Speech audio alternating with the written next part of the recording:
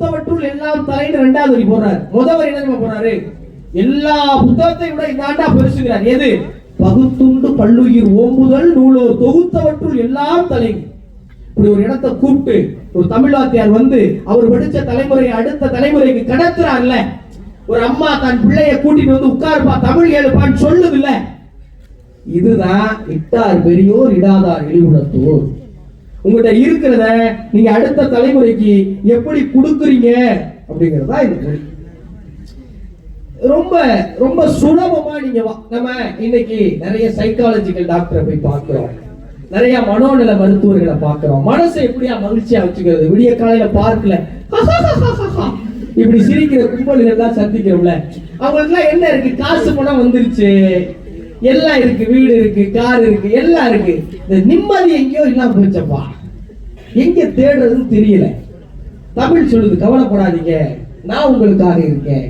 அழுக்காறு அவா வெகுளி இன்னாச்சொல் நான்கும் இழுக்கா என்ற தரம் இருக்கும். வாழ்க்கை நிம்மதியா இருக்குன்னா என்ன பண்ணணும்? இல்ல உண்மையிலே சொல்றேன், நீங்க நம்பினாலும் சரி நம்பாட்டி சரி, பிக் பாஸ்ல நான் ஜெயிச்சதுக்கான ஃபார்முலாவே இந்த திருக்குறள் தான்.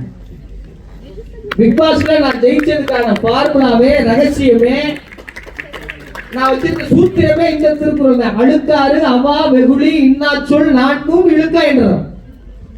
அழுக்காருன்னா என்ன தெரியுமா? பொறாமை. பக்கத்து வீட்டுக்காரே பென்ஸ் வாங்கிட்டேன், இன்னும் அந்த உண்டாயே விரணையா. அவா ஏதோ ஒரு பேராசை. வெகுளி திடீர்னு ஒரு கோபம். இன்னாச்சொல் மற்றவங்களை பத்தி அவதூறா பின்னாடி பேசுறது. அடுத்தவனை பார்க்காம உன்னைய மட்டும் பாரியாருன்னா தமிழ் இவ்வளவு காலமா சொல்லி கொடுத்துருக்கு. இந்த பிக் பாஸ் நிகழ்ச்சியில சுவாரஸ்யத்தை நீங்க தெரிஞ்சுக்கணும். ஏன் வந்து விஜய் தொலைக்காட்சியில ஹாய் வணக்கம், அதே இனிமே எல்லாரும் வணக்கம் சொல்ல. உண்மையிலே நான் இன்னைக்கு உங்ககிட்ட தான் சொல்லிட்டு போகணும்னு விரும்புற 2 விஷயம் இருக்கு. ஒண்ணு, எல்லாரும் சந்திக்கிற போது வணக்கம் சொல்லுங்க. நான் அதை ரொம்ப காலமா பின்பற்றிட்டு வரேன். அது ரொம்ப அழகா இருக்கு. இந்த வணக்கம் சொல்றதுக்கு 2-3 காரணங்கள் இருக்குங்க.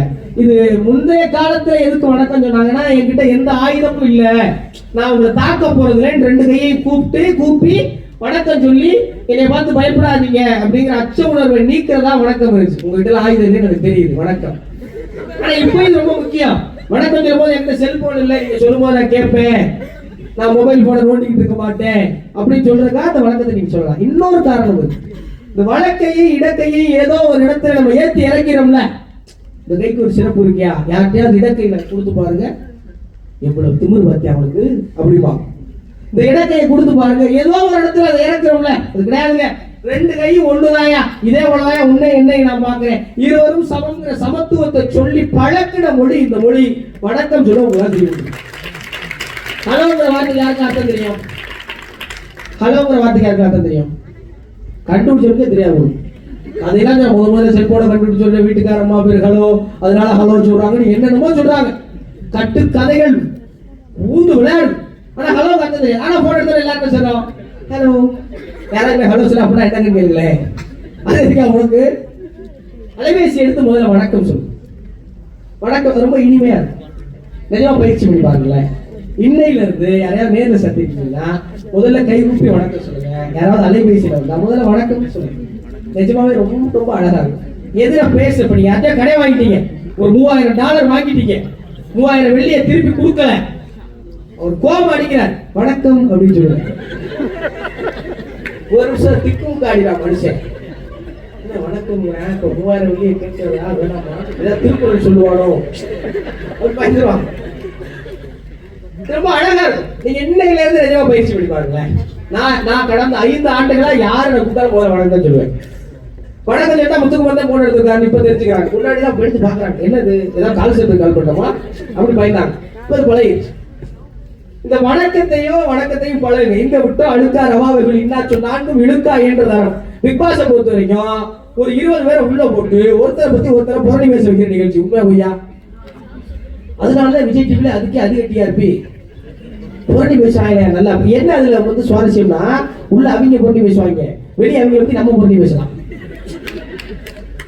என்ன ஒரு அருமையான சுவாரஸ்யம் பாருங்க. இப்ப இவ்வளவு சுவாரஸ்யமான ஒரு நிகழ்ச்சிக்கு அவ்வளவு விளம்பரம், அவ்வளவு பார்வையாளர்கள்.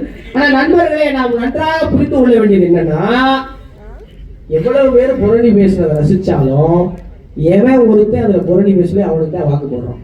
உண்மையா?